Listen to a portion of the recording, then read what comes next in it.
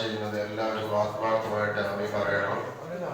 നമ്മുടെ സുഹൃത്ത് കഴിഞ്ഞ ആഴ്ചക്ക് നമ്മുടെ കൂടെ ഉണ്ടായിരുന്ന സുബൈർ എന്ന് പറയുന്ന നമ്മുടെ കൂട്ടുകാരൻ, എൻ്റെ മകളും ഹോസ്പിറ്റലിലാണ്. അദ്ദേഹം ദുആ ചെയ്യാൻ പറഞ്ഞിട്ടുണ്ട്. അല്ലാഹു സുബ്ഹാനഹു വ തആല ആ കുട്ടിക്കും അല്ലാഹു എത്രയും പെട്ടെന്ന് ശിഫ നൽകി വീട്ടിലേക്ക് എത്രയും പെട്ടെന്ന് തിരിച്ചെത്താനുള്ള തൗഫീഖ് നൽകുമാറാവട്ടെ. അല്ലാഹു സുബ്ഹാനഹു വ തആല നമുക്ക് ആർക്കും അത്ര രോഗം നൽകാതിരിക്കുമാറാവട്ടെ. അതുപോലെ നമ്മുടെ കഞ്ഞിക്ക് വേണ്ടി ഒരുപാട് അതുപോലെ തന്നെ ഇന്നത്തെ ഇഫ്താർ നമ്മുടെ അമീദിക്കാൻ വകയാണ്. അല്ലാഹു സുബ്ഹാനഹു വ തആല അദ്ദേഹത്തിന് ആഫിയത്തുള്ള ദീർഘ